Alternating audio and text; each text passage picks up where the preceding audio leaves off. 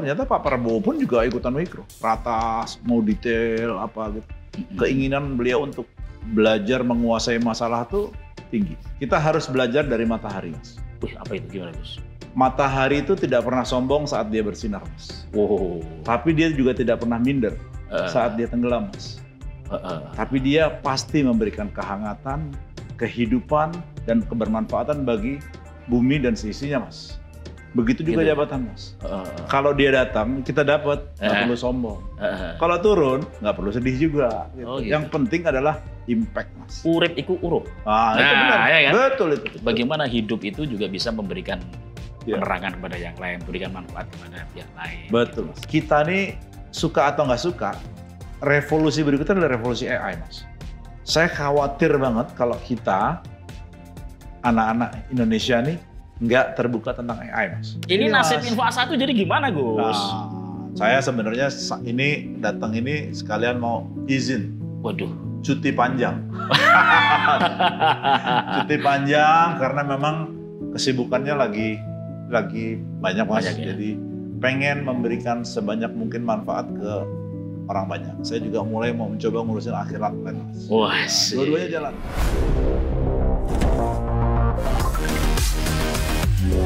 Bertemu kembali dengan Info 1 bersama saya Arifin Asdad. Dan saya Ipang Wahid, kita membahas apa ini, Mas? Info info jalanan dan info langitan. Langitan. Memang masih ada Gus di Langitan. Masih hafal. Wah, udah berapa lama kita nih? 8 bulan, Gus. 8 Tapi bulan. sebetulnya sempat juga, Gus, saya wawancarai Nusron Wahid. Oh iya, betul. Ya, tapi Gus Ipang waktu itu nggak bisa. Ya, betul. Ya, jadi sebetulnya kita vakum 4 bulan lah sebetulnya. 4 bulan. Ya, gitu. Nah, masalahnya sebetulnya saya pengen juga, Gus, menghadirkan narasumber-narasumber ke Info 1. Iya. Tapi kan ternyata para narasumber ini Iya. kan apa ya? Ya masih nggak mau bicara gitu kan, karena mungkin masih wait and see gitu. Jadi pernah ada satu narasumber, wakil menteri sudah mau datang, Gus. Ya, tiba-tiba H-1 dia membatalkan karena belum boleh bicara.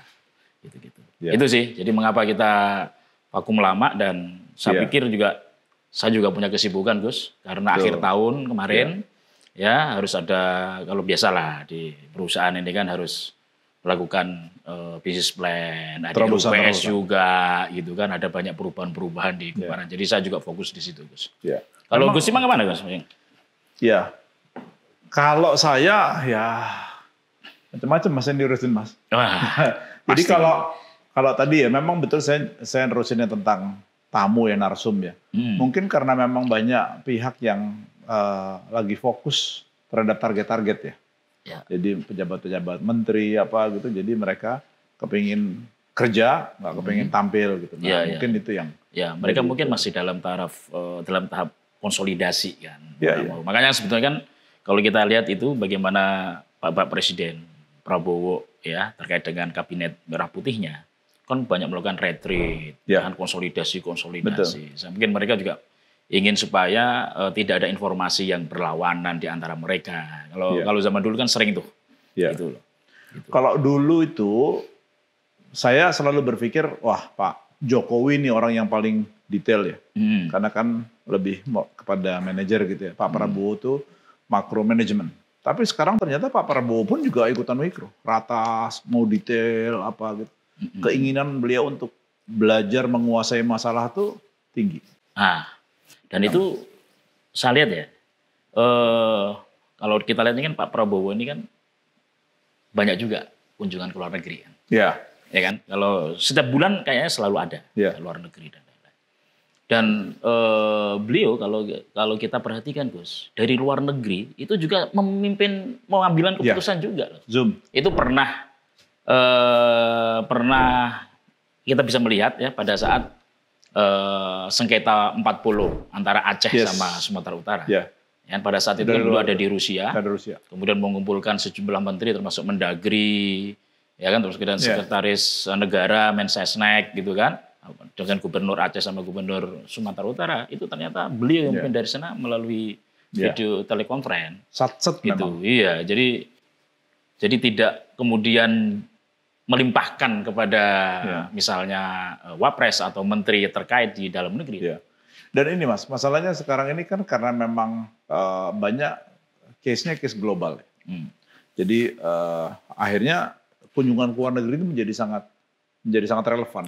Geopolitik betul. Lah apa gitu kan. Perdagangan ini jadi ya dan kemarin kunjungan ke Rusia pun bagi saya tepat sekali. Jadi nggak tahu ya itu instingnya Pak Prabowo itu pada waktu kita gabung sama BRICS. Kan kita suka berpikir, loh kita lagi sama OECD atau sama Amerika. Kok tiba-tiba BRICS gitu. Tapi ternyata langkah itu benar. Iya. Karena kemudian ya Amerikanya kayak gitu, sudah kita ke Rusia dan Cina. Jadi kalau Gus Ipang melihat nih sebagai mungkin dulu juga saya kira kan Gus Ipang ini kan juga dekat dengan lingkaran Pak Prabowo juga ya, tapi juga sebagai pakar komunikasi politik dan lain-lain. Kalau Gus Ipang melihat Pak Presiden dalam melakukan lawatan ke luar negeri ini sebetulnya strategis apa enggak ini? Atau seberapa strategis sebetulnya Gus? Nah, dulu Gus Dur juga melakukan hal yang sama. Kunjungan ke luar negeri banyak, ya kan? Cuma bedanya dulu nggak bisa Zoom, Mas. Belum ada. Nah, kalau sekarang kan bisa. Jadi itu juga sebenarnya fisiknya aja yang ada di sana gitu kan. Tapi secara kepala negara fungsinya masih tetap beliau jalankan. Kalau masalah strategis menurut saya sangat strategis karena beberapa. Ini kayak sekarang lagi ke Saudi. Ya. Yang diomongin jelas urusan haji. Yang kedua urusan kampung haji juga. Ya. Nah itu jelas. Kampung haji itu sebetulnya sudah rencana sekian puluh tahun, Gus. Iya. Dan ini mau ini karena gini, kalau ada kampung haji itu bisa memotong rantai, Mas, memotong rantai middleman, Mas. Dan itu efeknya apa? Untuk jemaah harganya bisa lebih murah lah ya, penginapan ya kan, betul, sulit. Betul. Kalau ke Rusia kemarin juga sama. Kan intinya Pak Prabowo ini mau mendapatkan yang termurah atau yang paling efisien, betul. Kayak misalnya apa? Beli minyak. Gimana caranya kita beli minyak mau dari Rusia, mau dari Amerika, tapi mungkin tidak lewat Singapura, direct. Nah, Pak Prabowo itu lagi mencoba cutting corners yang begitu dan menurut saya kita apresiasi dan itu memang harus disamperin ke sana, Mas. Ada catatan khusus nggak Gus terkait dengan pemilihan negara-negara yang dikunjungi oleh Presiden? Ya, kalau Gus Ipang mungkin bisa lihat. Kita kan nggak jauh-jauh dari kalau Saudi ya pasti karena urusan hajinya kan. Pak Prabowo kan juga sering ke UEA kan. Ya UEA. Ya, Timur Tengah itulah sebagai. Ya, kalau catatan saya pernah juga ke Amerika. Ya kan. Ya. Ke India. Ya. Ya kan. Cina. Ya. Ya. Terus Rusia. Ya. Jepang kalau salah udah ya kayaknya. Jepang belum. Belum. Malaysia. Thailand, Malaysia, ya kan? Ya Brunei. Brunei. Ya karena mewakili ASEAN-nya itu ya. Tapi negara-negara besar yang berpengaruh itu hampir semua didatangin. Iya, betul. Nah, ini Pak Presiden Prabowo setelah dari ini kan ke Arab Saudi ya. Setelah itu kan dia ke Brazil. Nggak ada KTT BRICS. Ya. Setelah itu kemudian beliau ke Prancis. Betul. Karena kemarin juga kedatangan Macron juga ke sini kan. Nah, dia beli ke sana juga. Gitu. Dan Prancis itu juga ya ada agenda OECD kan. Iya. Nah, itu. Dan setiap pertemuan Gus, memang kalau saya lihat juga selain membicarakan untuk kepentingan kita di dalam negeri atau masyarakat untuk kepentingan masyarakat dalam negeri, kaitannya juga dengan global kan. Makanya termasuk Arab Saudi ini pasti membahasnya kaitannya dengan konflik Palestina, Israel, Iran dan lain saya yakin juga dibahas di situ. Bicara Arab Saudi ada hubungannya nggak rambut botak sama Arab Saudi? Nah, itu Gus. Iya. Ya saya tampil baru Gus, tampilan baru nih Gus ya. Karena memang saya kemarin wajahnya ini masih bau malaikat. Ya malaikat masih menggantung ya Gus. Silau. Ya itu Gus. Kembali yang tadi ya, bahwa saya juga selain mengurus fokus ke mengembangkan kumparan, ya. Saya juga kemarin mencoba untuk mendekatkan diri kepada Tuhan, Gus. Masya Allah. Ya, selama ini enggak? Mendekatkan diri juga ditambah. Karena situasi juga semakin tidak menentukan, Gus. Ya. Gitu loh. Global maupun dalam negeri. Kan sekarang kalau ditanya orang gimana sekarang kondisi? Wait and see. Nah, kalau saya kan tambah wait and see and pray, Gus. Nah, jadi kemarin saya berangkat haji, Gus. Tapi saya diundang oleh pemerintah Arab Saudi. Ya. Gitu. Jadi hanya 11 hari, setelah itu pulang ya botak aja lah. gitu loh. Tapi ya memang ya itulah, jabatan itu ya begitu Mas. Makin dikejar makin nggak pasti. Jadi gitu ya. Lo bener Gus, gini Gus. Banyak yang dulu bisa mantan menteri, ya kan? Bisa mantan eselon 1, mantan dirut BUMN. Begitu selesai Gus, kalau nggak dia ada masalah, ya kan sakit, ya kan, atau mungkin jatuh miskin ada juga, ya kan. Tapi ada juga banyak kena kasus hukum Gus. Betul, itulah jabatan Mas. Kita harus belajar dari matahari Mas. Wih, apa itu? Gimana Gus? Matahari itu tidak pernah sombong saat dia bersinar Mas. Tapi dia juga tidak pernah minder saat dia tenggelam Mas. Tapi dia pasti memberikan kehangatan, kehidupan, dan kebermanfaatan bagi bumi dan seisinya Mas. Begitu juga gitu. Jabatan Mas. Kalau dia datang, kita dapat, nggak perlu sombong. Kalau turun, nggak perlu sedih juga. Gitu. Gitu. Yang penting adalah impact Mas. Wah, percuma kita menjabat kalau nggak ada hasilnya Mas. Ada pepatah Jawa Gus. Apa? Urip iku urup. Itu benar. Ya kan? Betul itu. Betul itu. Bagaimana hidup itu juga bisa memberikan penerangan kepada yang lain, memberikan manfaat kepada pihak lain. Betul gitu. Ya, jadi kita nggak usah ngejar jabatan kan Gus. Biasa. Gus, tapi kok ngapain gitu? Kok matahari itu apa? Kok tiba-tiba ngomong matahari itu apa? Jangan-jangan ini saya kaitannya dengan Ketua Umum PAN ini, Pak Zulkifli Hasan ini. Kalau saya lihat itu, ini saat Pak Prabowo umroh itu kok Pak Zulkifli Hasan sebagai Menko Pangan ya, aneh juga itu dia. Tadi saya lihat fotonya, dapat foto Pak Prabowo lagi cium hajar aswad. Di belakangnya ada Pak Zulkifli Hasan. Iya. Wah, langsung foto saya forward ke ini. Saya bilang top gitu kan. Itu satu-satunya Menko yang ikut Mas. Jadi Pak Zulhas ini unik nih. Orang mungkin nggak banyak yang tahu.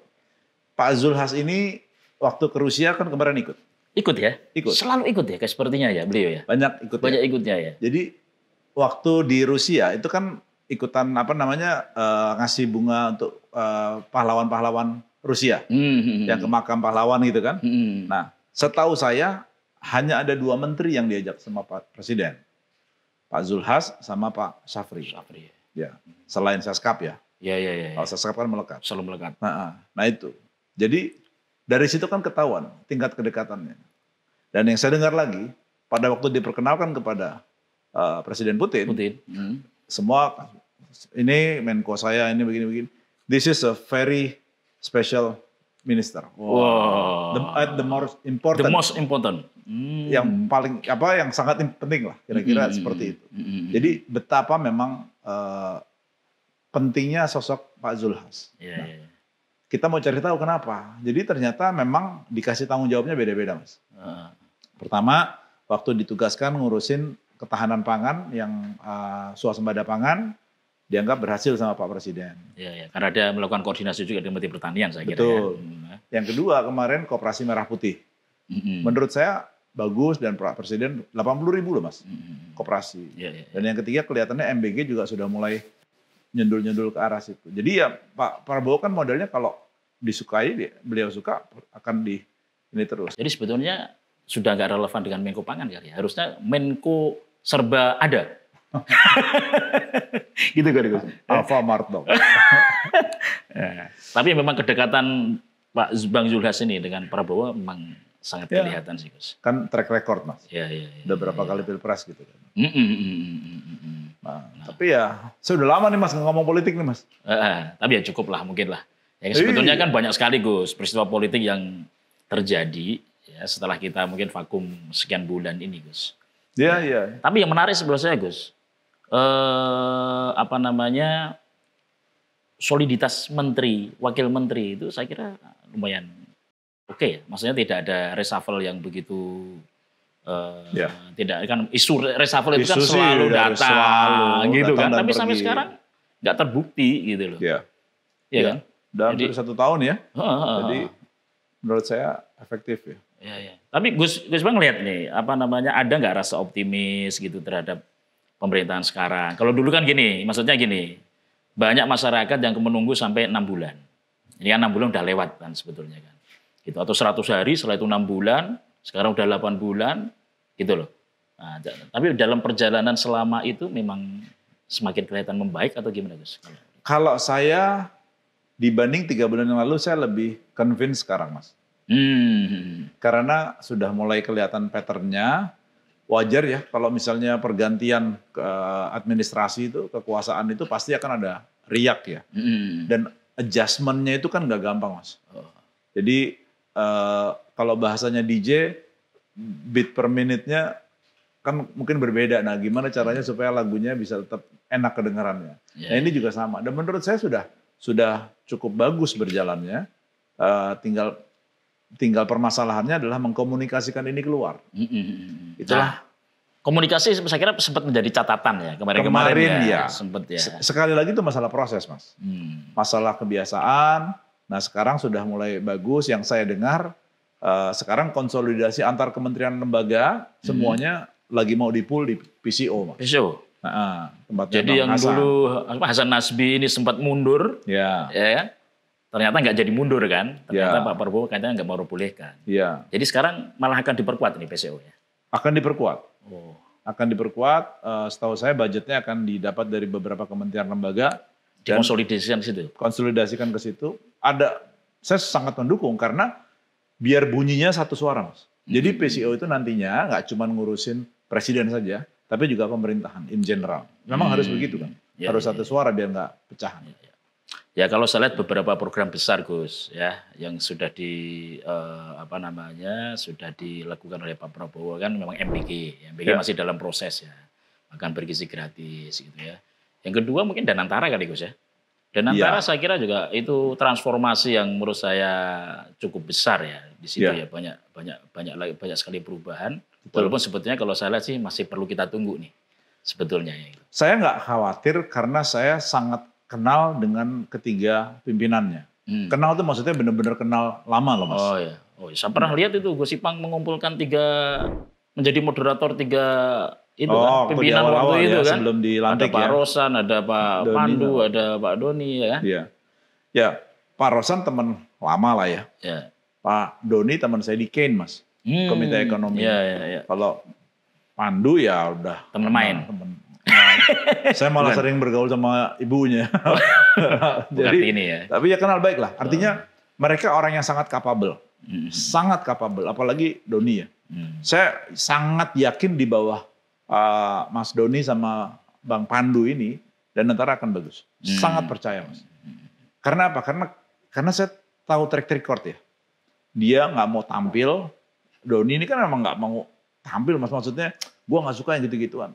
Jadi waktu pertama, ini ada kisah menarik ya. Waktu Bang Himbara itu, Mandiri BNI BRI dilantik itu, dia bilang, ini yang menarik dari Doni ya.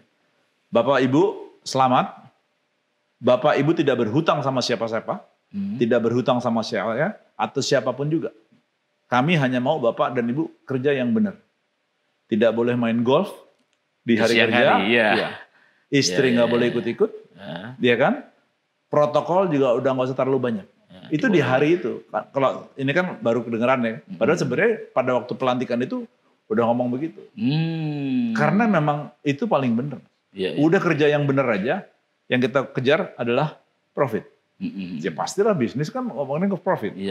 Nah ini yang publik nggak tahu. Dipikirkan politiknya tinggi. Jadi ya gitu. Apalagi orang Bang Doni ini nggak mau tampil nih. Udah Doni ini kan maunya low profile. Nah, Pandu di satu sisi itu juga sangat menarik karena sangat paham tentang industrinya. Walaupun orang menghubung-hubungkan, wah ini kan ponakannya Pak Luhut. Terus kenapa kalau ponakan Pak Luhut selama dia kerja, kan Pandu tidak akan invest, terus atas dasar nyenengin pribadinya dia kan nggak mungkin. Kan ada di atasnya kan, di atas ada langit lagi. Nah itu yang saya sangat optimistis, Mas, terhadap Danantara karena memang saya sering interaksi dengan mereka. Saya juga bantu mereka. Oh, bantu mereka, Gus? Ya dikit-dikit lah. Dikit-dikit ya. Jadi ya kita udah ngobrol politik tadi, Gus. Jadi saya pengen tahu sebetulnya sekarang gitu, Gus. Ya, sekarang Gus Ipang itu lebih fokusnya di mana ini? Walaupun kita sama-sama di Jakarta ini kan jarang ketemu gitu, Gus. Saya yakin juga Gus Ipang sibuk sekali. Saya kembali ke Habitat, Mas. Saya kembali sebagai perception engineer, konsultan komunikasi ya, ngurusin korporasi, banyak ngurusin ini Mas, krisis Mas. Jadi kita kan ngurusin perusahaan-perusahaan yang lagi krisis persepsi kayak gitu-gitu. Jadi kita crisis handling lumayan. Kemarin ada perusahaan BUMN besar yang krisis juga karena isu ini itu ya kita urusin. Terus ya kemarin alhamdulillah dapat amanah baru sebagai komisaris Telkomsel. Telkomsel ya. Iya. Ya. Wah ini kan dulu Gus Ipang kan komisaris Angkasa Pura ya. Itu berapa tahun Gus? 4 tahun. 4 tahun. Oh. Ya karena memang dulu penugasannya dari Pak Erik suruh bantu ngurus pariwisata kan. Nah kalau sekarang penugasannya suruh ngurusin masalah digital, AI, kreatif. Jadi ya cocok lah sama ekonomi kreatif gitu ya. Dan itu saya kira kalau ini kan Telkomsel juga saya kira penting ya karena telekomunikasi segala kaitannya nanti dengan perkembangan teknologi informasi kan saya kira penting Gus. Betul. Tapi ngomong-ngomong Gus Ipang bisa jadi komisaris Telkomsel itu ceritanya gimana? Ceritanya? Lobby-lobbynya gimana gitu Gus? Nggak ada Mas. Oh nggak ada? Satu malam sebelumnya dapat telepon terus untuk ditugasin aja. Oh gitu? Besok ini terus jadi komisaris Telkomsel. Tolong diperhatikan masalah tadi yang saya bilang, bisnisnya diperhatikan, terus masalah digital, infrastruktur, AI sama kreatif. Jadi arahnya ke situ ya. Siap. Sekarang udah mulai berkantor di Telkomsel. Udah Mas. Udah mulai memberikan masukan-masukan, pengawasan gitu ya. Menarik sih, maksudnya kolaborasi bareng mereka gitu. Kalau saya tuh concern tentang AI sih Mas. Jadi gini, kita nih suka atau nggak suka, revolusi berikutnya adalah revolusi AI, Mas. Saya khawatir banget kalau kita, anak-anak Indonesia nih, nggak terbuka tentang AI, Mas. Aduh, takutnya ketinggalan jauh sama Asia Tenggara yang lain. Nah makanya sebenarnya literasi AI, literasi digital tuh udah harus digeber sejak SD, Mas. Jadi nanti Gus perlu juga kolaborasi dan kumparan. Harus dong. Karena gini Gus, harus jadi garda terdepan. Itu dia. Kumparan punya program bagus Gus, namanya Artificial Intelligence for Indonesia, AI for Indonesia. Kita tahun lalu sudah membuat sekali, ya kemudian tahun ini kita lanjutkan. Karena kita sebagai media mau nggak tidak mau, kita punya juga kewajiban ya, mendorong AI ini digunakan secara positif, digunakan secara strategis untuk kepentingan rakyat, bangsa, negara gitu loh Gus. Podcastnya udah? Podcastnya Info AI. Oh iya. Gus, jadi siap. Sekarang sibuk banget berarti ya Gus Ipang ya, kembali ke Habitat, kemudian komisaris. Saya juga ngurus ini nasib Info A1 jadi gimana Gus? Tenang. Saya juga mau ngasih tahu, saya ngurus ini Mas, di pemerintahan diminta tanggung jawab sama Gubernur Kaltim Mas. Ada juga? Ada ngurusin Mas, jadi saya setiap seminggu sekali, 2 minggu sekali ke Kaltim Mas. Ke Kaltim? Mengawal program yang kita jalankan itu Mas. Waduh. Ada gratis pol, Saya dengar Gubernur Kaltim termasuk salah satu gubernur yang cukup punya terobosan ya. Banyak programnya. Apa sih gratis apa itu? Gratis pol, pendidikan gratis, kesehatan gratis. Kita targetnya insya Allah Mas dalam 2 tahun pengennya jadi provinsi terbaik di Indonesia. Wah luar biasa. Harus dong Mas. Dibandingkan Jawa Barat gimana? Lagi kan lagi ramai itu Gubernur Jawa Barat. Nih ngomong kepala daerah nih Mas, ini menarik nih. Jadi saya interaksi sama kepala daerah. Jadi ada 4 jenis kepala daerah nih Mas. Yang pertama, dia kerjanya bagus, tapi nggak bagus menyuarakannya Mas. Sunyi. Orang nggak ada yang tahu. Contohnya, ya nggak usah disebut lah ya. Yang kedua, suaranya bagus, kerjanya biasa aja. Ya. Nah, yang paling ideal adalah kerjanya bagus, nyuarainnya bagus. Sebagian beranggapan Kang Deddy, sebagian beranggapan enggak juga gitu kan. Terserah aja. Itu yang ketiga. Yang keempat nih, ini yang paling banyak Mas. Apa itu? Kerjanya nggak ada, suaranya nggak ada. Ini banyak Mas. Mengapa yang keempat? Kenapa mengangkat begitu banyak? Setelah saya intens nih di provinsi Mas, ngurus ini emang nggak gampang Mas. Birokrasi itu gak gampang, apalagi yang dari sektor swasta. Jadi kalau kepala daerah yang backgroundnya bukan birokrat, memang gagap. 2 tahun tuh gagap. Kita kalau nggak kita ini susahnya minta ampun. Apalagi kalau OPD-nya, organisasi perangkat daerahnya tidak mendukung, Mas. Waduh. Karena disitulah sarang-sarang penyamun banyak bersembunyi, Mas. Ya, betul, nah ini yang akan menjadi tantangan Pak Prabowo ke depan. Termasuk apakah nanti dipilih atau enggak nih sama rakyat. Langsung atau enggak. Kepala daerah ini kan kita. Bisa jadi ada evaluasi nanti ke situ ya. Iya. Karena menurut saya begini Gus, yang namanya daerah mau tidak mau dia harus maju. Ya. Ya kan, artinya kalau daerah itu maju, ya artinya kepala daerahnya ya harusnya betul-betul kerja. Iya dong. Kerja cerdas, kerja keras, ya. gitu kan. Betul. Karena gini, kalau kita, misalnya gini, kalau misalnya pemerintah ini menargetkan 8% pertumbuhan ekonomi, Gus. Kalau nggak didukung oleh daerah-daerah ini dalam mengembangkan potensinya masing-masing, ya kan? Menurut saya agak sulit juga. Makanya saya pikir ya, para Prabowo itu mengumpulkan para kepala daerah retreat segala itu harusnya untuk tujuan ini. Ya kan? Pertumbuhan ekonomi itu kan kolektif, Mas. Kombinasi dari semuanya merucut jadi satu gitu kan. Nah, kalau daerahnya jomplang kan susah. Iya. Gitu, Mas. Gitu ya. Jadi gimana nasib kita? Info A1 ini. Ya, saya mengabarkan pada Gus Ipang ini. Saya, masih ada waktu nggak kira-kira ini, Gus? Saya sebenarnya ini datang ini sekalian mau izin. Waduh. Cuti panjang. Cuti panjang karena memang kesibukannya lagi banyak, Mas. Ya? Jadi pengen memberikan sebanyak mungkin manfaat ke orang banyak. Saya juga ngurusin kampus di Jombang, ngurusin pesantren juga. Pokoknya pengen, kalau tadi kan sibuk ngurusin bisnis plan. Nah, saya juga mulai mau mencoba ngurusin akhirat plan, Mas. Wah, dua-duanya jalan. Harus seimbang, harus seimbang. Jadi, nah itu kita mencoba jalan. Jadi mau cuti panjang dari Info A1, Mas. Oh gitu ya? Ya, untuk waktu yang tidak ditentukan. Tapi saya yakin, Gus, ya kan?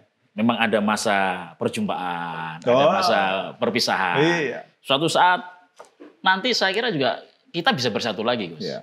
Kan tadi udah dibilang, waktu jadi pejabat co-host Info A1 tidak sombong. Itu kan jabatan juga. Jabatannya apa? Host Info A1. Wah, itu keren, Gus. Mas, kemarin saya ketemu sama orang begini, di lift gitu, tanya, hostnya ini ya, Info A1 ya? Wah, masih Mas. Saya berterima kasih sama Info A1. Wah. Jadi banyak yang minta selfie. Oh gitu ya? Kalau saya juga sama, Gus. Kemarin ketemu juga, di lift juga. Mas, Info A1 kok nggak ada lagi? Saya bilang, Gus Ipang sibuk. Ya. Gus, saya sebagai pimpinan Desa Kumparan dan juga sebagai host Info A1 mengucapkan terima kasih atas kebersamaan kita selama 2 tahun, Gus, saya kira. 2 tahun ya? Karena kita 57 episode. Ya, dan kalau nggak salah kita memulai dengan episode pertama dengan narasumber Pak Airlangga Hartarto. Setelah Guru Hara pada saat itu ya. Ya. Itu kalau nggak salah akhir-akhir Juli 2023 lah. Jadi sekarang kalau Juli 2025 kita sebetulnya udah 2 tahun kan. Gitu. Ya. Jadi saya terima kasih, Gus.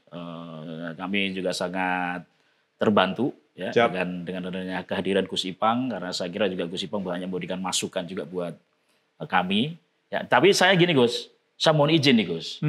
Info A1 mungkin akan saya lanjutkan, Gus. Wah, nggak apa-apa ya? Harus lanjut ya. Harus lanjut. Ya, karena saya pikir juga, saya pikir begini, ke depan ini perlu juga kita mencoba untuk masuk lebih dalam. Harus. Gitu-gitu ya. Masuk membahas sesuatu, membahas masalah, tapi juga mungkin kaitannya dengan ada bagaimana kita menghadirkan solusi-solusi lebih positif, gitulah. Ya, lebih yang kira-kira punya dampak yang lebih besar gitu. Jadi saya nanti mungkin akan melanjutkan ini, Gus ya. Mungkin saya juga akan manggil narasumber, tapi mungkin narasumbernya juga tidak seperti waktu kita dulu yang memang apa istilahnya high level ya, kita ya. High level. Gitu, Gus. A1-nya jadi A-nya Arifin, satunya sorangan. Betul juga ya. A1. Arifin atau Asdad. Mantap, Mas. Harus jalan terus, Mas. Oke, Gus. Karena tergantung sama kebutuhan zamannya sudah berubah. Nanti mungkin tahun 2028 kita bisa bicara lagi. Terus ya susah. Kan? Hari gini ngomong politik. Berat, Mas. Iya, betul. Makanya ini mungkin juga nanti saya akan menghadirkan narasumber tidak hanya soal politik, tapi mungkin akan lebih ke persoalan-persoalan mendasar lah yang kira-kira dihadapi oleh rakyat. Betul. Gitu. Jadi ya, saya buat penonton Info A1, saya mengucapkan terima kasih. Saya senang bisa menjadi bagian daripada program podcast talk show Info A1 ini. Minta maaf kalau memang ada yang salah, ada yang kurang, segala macam. Semoga kebersamaan ini membawa banyak manfaat sih sebenarnya. Ya, amin. Ini bukan perpisahan. Ini hanyalah rehat yang periodenya tidak bisa ditentukan. Saya rasa gitu, Mas. Iya. Dan saya kira kita memang sengaja tidak menghadirkan narasumber, Gus. Oh iya. Ya kan, karena saya sebetulnya ingin Gus Ipang yang sebagai co-host terakhir kali ini juga menjadi narasumber. Dan saat ini sudah menggali ya, bahwa ternyata jabatan itu bagus, nggak perlu dikejar gitu ya. Jabatan itu datang dan pergi, Mas. Saya dari 2004, Mas. Saya melihat orang jadi menteri hilang, orang jadi menteri hilang. Ya biasa-biasa aja lah. Jadi mudah-mudahan tetap membawa manfaat dan produktif. Amin. Dan saya mendoakan juga Gus Ipang ya sukses dengan sama-sama, Mas. Kegiatan kita yang sangat mendoakan. Ya yang pasti sangat sibuk ya di tahun-tahun ini dan juga tahun-tahun mendatang. Tapi saya tetap minta support, Gus ya. Kolaborasi harus tetap kita jalankan. Ya. Oke, itu Gus ya. Mas. Terima kasih Gus. Ya, kita nanti akan ketemu lagi di episode selanjutnya di Info A1 tanpa Gus Ipang. Terima kasih.